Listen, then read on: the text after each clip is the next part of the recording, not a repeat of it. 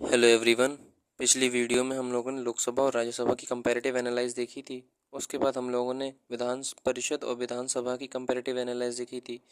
उसका moral of the story ये था कि आपको तभी समझ में आएगा जब आपको लोकसभा समझ पहले आपने याद कर लिया होगा। लोकसभा आपको पहले से तैयार था तो आपने आराम से पिछली वीडियो में कोई दिक्कत नहीं फेस करी होगी।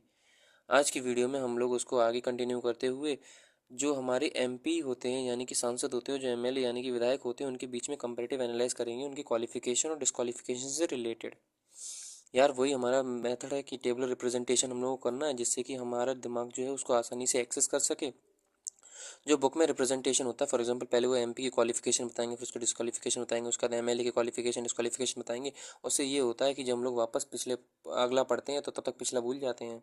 इसलिए मैंने टेबल रिप्रेजेंटेशन रखी है, जिससे कि हम लोग आराम से कंपेरेटिव एनालाइज कर पाएँ और हम लोग का कम टाइम में ज़्यादा आउटपुट निकल पाए।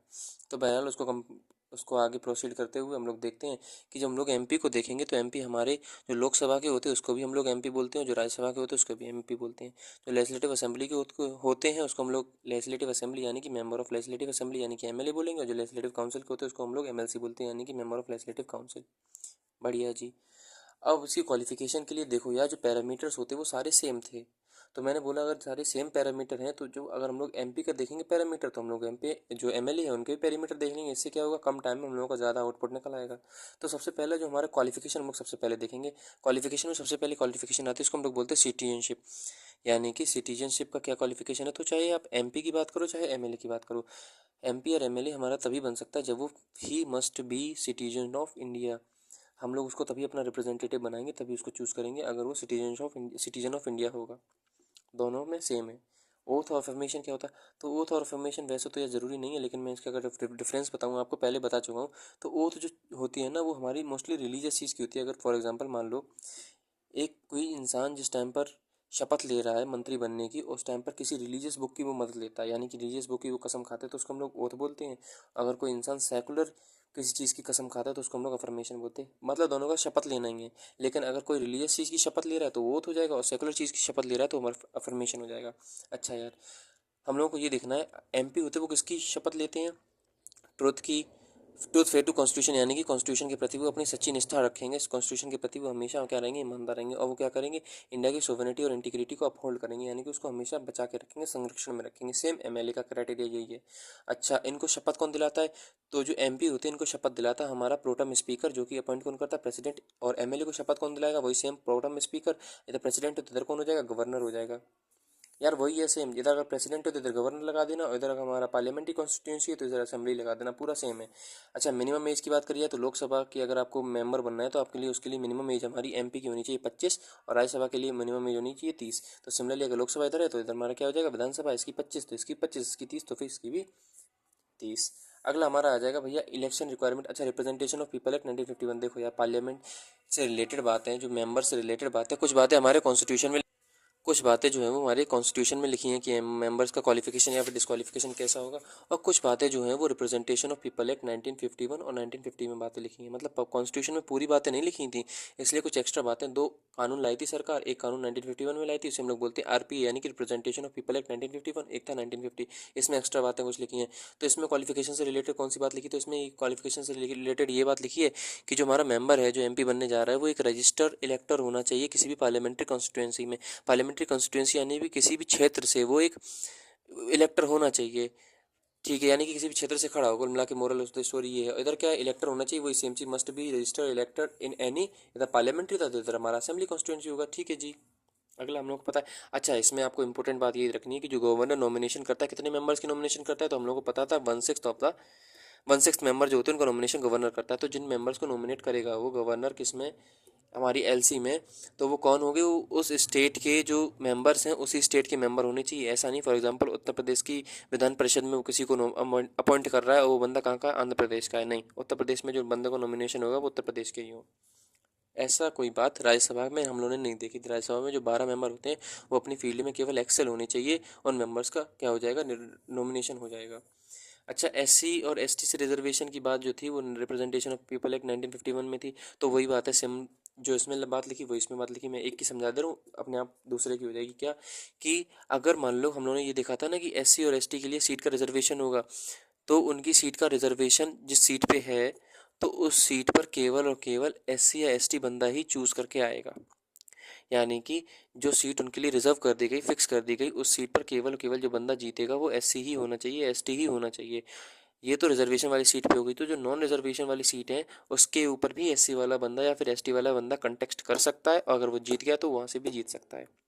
मोरल बस यही है कि हम लोगों को एससी और एसटी लोगों को क्या करना है, एम्पावर करना है। अगली चीज़ ये तो हम लोगों ने क्वालिफिकेशन देख ली। तो भैया हम लोगों ने क्वालिफिकेशन देखा था कि दोनों लोगों की क्या है, सेम ही है। अब डिस्क्वालिफिकेशन देखेंगे, उसका फिर हम लोग आगे अगले टॉपिक पे चलते हैं। तो यार डिस्क्वालिफिकेशन के देखो मेरे भाई तीन चीज़ें होती हैं। अच्छा ये भी पता है, कन्फ्यूजन करने के लिए दिया जा सकता है, अभी आपको बाद में समझ में आएगा क्या जो मैं बता रहा हूँ। डिस्क्वालिफिकेशन एमपी और एमएलए या फिर एमएलसी की हम लोग साथ साथ देखेंगे। इससे क्या होगा, वही सेम चीज़ एक पेज में, नोट्स कंप्लीट, कोई टेंशन की बात नहीं।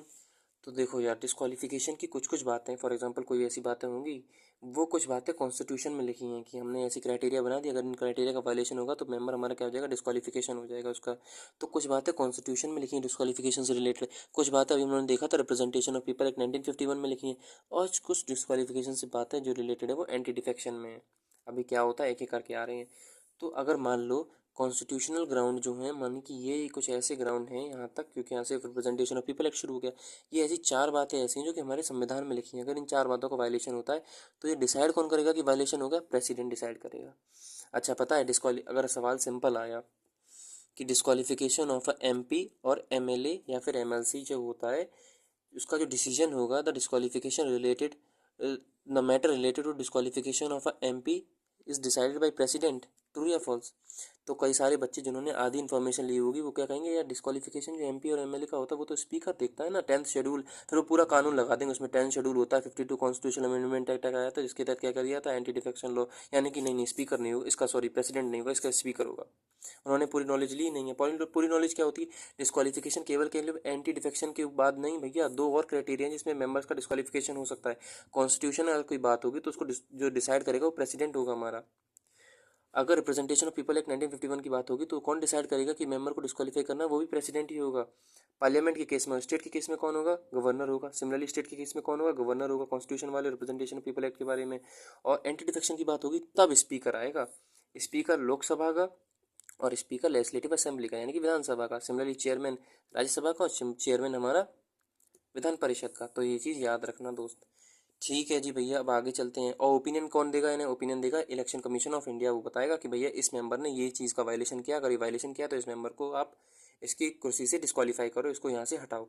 अब कॉन्स्टिट्यूशनल ग्राउंड हम लोग सबसे पहले देखेंगे, उसका रिप्रेजेंटेशन ऑफ पीपल एक्ट में कौन कौन से ग्राउंड है, उसका फिर हम लोग एंटी डिफेक्शन वाले ग्राउंड देखेंगे। तो कॉन्स्टिट्यूशनल ग्राउंड में सबसे पहला आता है ऑफिस ऑफ प्रॉफिट। अगर कोई एमपी और एमएलए, देखो सबके लिए टिक टिक टिक है, तो मैं एक बता रहा हूँ तो आप वैसे वैसा दूसरा समझ जाना कि हाँ अगर जो एमपी के लिए एप्लीकेबल हो रहा है वही एमएलए एमएलसी के लिए एप्लीकेबल हो रहा है। ज़्यादा इसमें कंजस्ट नहीं, एक समझाऊंगा, अगला वाला अपने आप समझ जाओगे आप लोग। तो ऑफिस ऑफ प्रॉफिट जो होगा, अगर उसका कोई, अब ऑफिस ऑफ प्रॉफिट मतलब देखो सिंपल एक चीज़ होती क्या, ऑफिस ऑफ प्रॉफिट एक चीज़ होती क्या, अगर कोई मान लो एक मंत्री है, मंत्री होने के साथ साथ वो किसी ऐसी पोस्ट पे है जिससे उसे फ़ायदा मिल रहा है, किसी ऐसी चीज़ से है जिससे फ़ायदा मिल रहा है। ये 25% वाला क्राइटेरिया बताऊंगा आपको ऑफिस का, जिससे 25% से ज़्यादा उसको गवर्नमेंट शेयर मिल रहा है तो उसको ऑफिस ऑफ प्रॉफिट बोला जाएगा। अभी डीपली आपको यहाँ पे एक्सप्लेन करूंगा, अभी केवल आप इतना याद रखो कि अगर कोई ऑफिस ऑफ रिलेटेड से बात है तो एमपी हमारा क्या होगा, डिस्क्वालीफाई हो जाएगा। एमएलए भी क्या हो जाएगा हमारा, डिस्क्वालीफाई हो जाएगा। अनसाउंड माइंड यानी कि अब वो मानसिक रूप से अस्वस्थ है तो फिर ये भी क्या हो जाएगा, एमपी डिस्क्वालीफाई हो जाएगा। क्वालिफिकेशन पहले देख चुके हैं, अभी हम लोग क्या देख रहे हैं, डिस्क्वालिफिकेशन यानी कि एमपी हमारा अगर अनसाउंड माइंड हो गया, यानी कि अगर वो मानसिक रूप से अस्वस्थ है तो फिर हमारा एमपी क्या हो जाएगा, डिस्क्वालीफाई, और एमएलए भी क्या हो जाएगा, डिस्क्वालीफाई। डिस्चार्ज इंसॉल्वेंट यानी कि अब दिवालिया हो गया, उसके पास पैसे नहीं बचे तो भी हमारा क्या हो जाएगा, डिस्क्वालीफाई। अब सिटीजनशिप वायलेशन, फॉर एग्जांपल मान लो अभी वो इंडिया का सिटीजन था और उसने किसी फॉरेन कंट्री का सिटीजनशिप ले लिया तो वो क्या हो जाएगा, हमारा एमपी पोस्ट से डिस्क्वालीफाई। सिमिलरली एमएलए पोस्ट से डिस्क्वालीफाई। या फिर उसके पास मान लो डबल सिटीजनशिप है, इंडिया का भी सिटीजन है दूसरे देश का भी सिटीजन, तो भी क्या हो जाएगा, हमारी डिस्क्वालीफाई हो जाएगा। अच्छा जी, ये तो हमारे कॉन्स्टिट्यूशन में चार बातें लिखी थी कौन कौन सी बात पर डिस्क्वालीफाई हो सकता है। अब अगला हमारा रहता है रिप्रेजेंटेशन ऑफ पीपल एक्ट। इसमें पहली चीज़ ये लिखी, इलेक्शन ऑफेंस। मान लो इलेक्शन के दौरान उसने कोई ऐसी चीज़ें करी जो कि इलेक्शन के जो हमारा मॉडल कोड ऑफ कंडक्ट होता है, मॉडल कोड ऑफ कंडक्ट को अगर वो वायलेट करता है तो हमारा इलेक्शन ऑफेंस माना जाएगा। इलेक्शन ऑफेंस अगर वो कोई करता है तो उसको क्या कर दिया जाएगा, डिस्क्वालीफाई कर दिया जाएगा। फॉर एग्जाम्पल मान लो इलेक्शन के दौरान वो कोई करप्ट प्रैक्टिस का यूज़ करे तो वो क्या हो जाएगा, डिस्क्वालीफाई और डिस्क्वालीफाई। क्रिमिनल कन्विक्शन कर दे, मान लो कोई अपराध कर देता है और अपराध की सज़ा 2 साल से ज़्यादा हो, मोर देन 2 ईयर्स हो, तो क्या हो जाएगा हमारा एमपी डिस्क्वालीफाई, एमएलए भी डिस्क्वालीफाई। अच्छा नोट करने वाली बात यह है कि इसमें प्रिवेंटिव डिटेंशन क्या है, डज नॉट डिस्क्वालीफाई, यानी कि प्रिवेंटिव डिटेंशन इसमें क्या है, एक्सक्लूड है। अब आपको मैं बता चुका हूँ प्रिवेंटिव डिटेंशन इंडियन कॉन्स्टिट्यूशन का आर्टिकल 22 होता है, जो कि हम लोग किसकी बात करता है, प्रिवेंटिव डिटेंशन की बात करता है। अब इसमें क्या चीज़ें होती है वो सारी चीज़ें मैं आपको एक्सप्लेन कर चुका हूँ फंडामेंटल राइट्स में, हमारा आर्टिकल 22 में। इलेक्शन एक्सपेंसेस, अब मान लो इलेक्शन के दौरान एमपी या फिर एमएलए इतने ज़्यादा खर्च कर देता है और फिर खर्च करने के बाद जो एक्सपेंडिचर अकाउंट होता है, जो चार्ज जो शीट होती है उसके एक्सपेंसेस की, वो उसको सबमिट नहीं कर पाता है, तो वो क्या हो जाएगा, डिस्क्वालीफाई। सिमिलरली ये भी डिस्क्वालीफाई। अब गवर्नमेंट कॉन्ट्रैक्ट्स, अब मान लो वो कोई ऐसे गवर्नमेंट कॉन्ट्रैक्ट्स या फिर वर्क्स या फिर सर्विसेज में इंटरेस्ट ज़्यादा ले रहा है, तो उसको क्या हो जाएगा, डिस्क्वालीफाई डिस्क्वालीफाई। अब ऑफिस ऑफ प्रॉफिट देखो यार, अगर वो कोई ऐसा डायरेक्टर है, मैनेजर है या फिर ऐसी पोस्ट पर है कॉरपोरेशन में जिसमें 25% से ज़्यादा सरकार की भागीदारी, फॉर एग्जांपल मान लो कोई कंपनी है जिसमें 25% से ज़्यादा सरकार की ओनरशिप है और उसका जो हेड है वो उसका कोई डायरेक्टर या फिर मैनेजर जो है वो कोई मंत्री है हमारा, तो उसको क्या माना जाएगा, ऑफिस ऑफ प्रॉफिट माना जाएगा और इस कंडीशन में क्या हो जाएगा, वो डिस्क्वालीफाई। सिमिलरली एमएलए भी क्या हो जाएगा, हमारा डिस्क्वालीफाई हो जाएगा। अब देखो एक इंपॉर्टेंट चीज़ आती है क्या, कि ओओपी का मतलब ऑफिस ऑफ प्रॉफिट है, मैंने शॉर्ट में लिखा था। ऑफिस ऑफ प्रॉफिट जो चीज़ है वो हमारे इंडियन कॉन्स्टिट्यूशन के article 102 sub clause 1 sub clause A में आती है। जब मैं आपको इंडियन कॉन्स्टिट्यूशन के शेड्यूल्स बता रहा था, तो मैंने आपको शेड्यूल्स बताते वक्त उस टाइम पर बताया था 10th शेड्यूल, जो कि किसकी बात करता है, एंटी डिफेक्शन से रिलेटेड बात करता है, उसमें ऑफिस ऑफ प्रॉफिट बताया था और मैंने आपको यही बताया था एंटी डिफेक्शन से रिलेटेड आर्टिकल कौन कौन से थे, तो मैंने उसमें आपको 10th शेड्यूल में एक बात बताई थी क्या, आर्टिकल 102 और आर्टिकल 191। अभी याद कैसे है मुझे, तो मुझे ऐसे याद है, मैंने आपको ट्रिक भी बताई थी क्या, कि शेड्यूल 10 है और देखो लिखा क्या है 102, यानी कि 10 आ गया, यानी कि ये किससे रिलेटेड होगा, शेड्यूल 10 से। और फिर 191, यानी कि 9 और 1 कितना होता है 10, और 9 और 1 कितना होगा 10, या 19 करो या 91 करो, सम आपका 10 ही आएगा, यानी दोनों 10 शेड्यूल से रिलेटेड थे। ट्रिक थी बस और कुछ नहीं। ये इसमें भी ऑफिस ऑफ प्रॉफिट का सिस्टम लगेगा, इसमें भी ऑफिस ऑफ प्रॉफिट का सिस्टम लगेगा। आखिरी चीज़ जो थी वो हमारी ये है, रिप्रेजेंटेशन ऑफ पीपल एक्ट के तहत डिस्क्वालिफिकेशन का एक और, कि अब मान लो कोई वो ऐसी काम करता है गवर्नमेंट सर्विस या फिर सोशल क्राइम करता है, जैसे फॉर एग्जांपल मान लो करप्शन करता है या फिर डिसलॉयलिटी है, यानी कि गद्दारी कर रहा है वो अपनी स्टेट से, या फिर वो अनटचेबिलिटी प्रमोट कर रहा है, डाउरी प्रमोट कर रहा है, सती रिलेटेड कोई ऑफेंस अगर कोई हमारा मंत्री कर रहा है, तो क्या हो जाएगा, डिस्क्वालीफाई हो जाएगा। तो हम लोगों ने डिस्क्वालिफिकेशन की क्राइटेरिया कॉन्स्टिट्यूशन के भी देख लिए, रिप्रेजेंटेशन ऑफ पीपल एक्ट के भी देख लिए, और अब हम लोग देखेंगे एंटी डिफेक्शन के। अच्छा जी, एंटी डिफेक्शन के देखेंगे तो, लेकिन एंटी डिफेक्शन से पहले क्या बेसिक बात थी, तो एंटी डिफेक्शन जो है वो हमारे इंडियन कॉन्स्टिट्यूशन के शेड्यूल 10 में आता है। एंटी डिफेक्शन जो होता है वो 10th कॉन्स्टिट्यूशन शेड्यूल 10 में आता है। इसके साथ 52 कॉन्स्टिट्यूशनल अमेंडमेंट एक्ट 1952 में जोड़ा गया था हमारे इंडियन कॉन्स्टिट्यूशन में। और ये एंटी डिफेक्शन से रिलेटेड कौन डिसाइड करता है, स्पीकर डिसाइड करता है, और बचे हुए दोनों केसेस को कौन डिसाइड करता है, प्रेसिडेंट डिसाइड करता है। अब हम लोग 10 जो एंटी डिफेक्शन से रिलेटेड क्लॉजेज हैं उनको हम लोग डिस्कस करेंगे। तो यार मेरे भाई ऐसी चार बातें हैं जो कि एंटी डिफेक्शन से रिलेटेड हैं। वैसे आप लोग मुझे कमेंट करके बता देना कि ये जो हम लोगों का कंपैरेटिव वाला तरीका है वो ठीक है कि गलत है, या फिर जैसा किताबों में लिखा होता है लाइन बाई लाइन लिखवाना वो सही है। वैसे मेरी ये फोकस है कि हम लोग प्री ओरिएंटेड अभी पढ़ रहे हैं, मेंस ओरिएंटेड नहीं पढ़ रहे हैं। अच्छा, उसका भी एक रीज़न है। वो लोग बोल देते हैं कि प्री और मेंस की तो साथ साथ पढ़ाई होती है। यार देखो, प्री और मेंस की साथ साथ पढ़ाई होती है, लेकिन प्री और मेंस के नोट्स अलग अलग बनते हैं। जो आपके प्री के नोट्स होते हैं उनके जो मेन एम होता है वो हमारा प्री क्वालिफाई करना होता है, जबकि मेंस का जो मेन एम होगा वो मेंस क्वालिफाई करना होगा। तो एक बात बताओ, जब इनके नोट्स अलग अलग बनेंगे तो सीधी सीधी बात है, बाद में आप मेहनत करो उससे बढ़िया भी कर ले रहे हैं हम लोग, टॉपिक तो वही रहेगा, बस मेंस के लिए थोड़ा उसका पर्सपेक्टिव बदल जाएगा।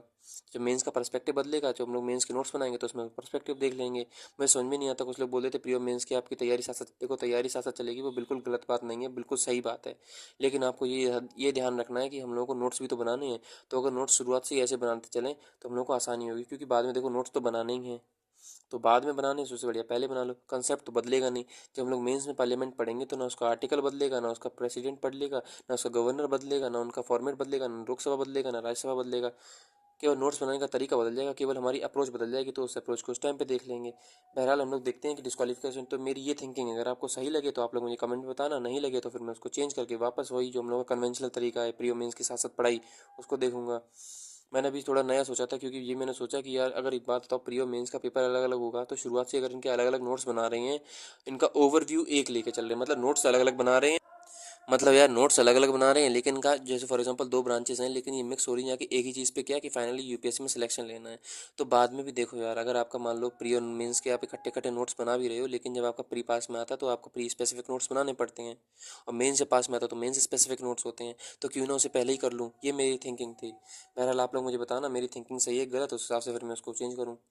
तो यार डिस्क्वालिफिकेशन हम लोग को 10th शेड्यूल के हिसाब से देखनी है। हम लोगों ने दो क्राइटेरिया देख ली डिस्क्वालिफिकेशन के। पहला हम लोग का क्राइटेरिया कॉन्स्टिट्यूशन में कौन सी बातें थी, दूसरा हम लोग का criteria representation of people act, और तीसरा हमारा क्राइटेरिया क्या था, एंटी डिफेक्शन। तो उसमें पहली चीज़ ये बोलता है कि मान लो कोई बंदा है जो एक पार्टी से जीता, उस पार्टी से, ठीक है, उस पार्टी से उसने टिकट ली थी, टिकट पे वो खड़ा हुआ और जीत गया।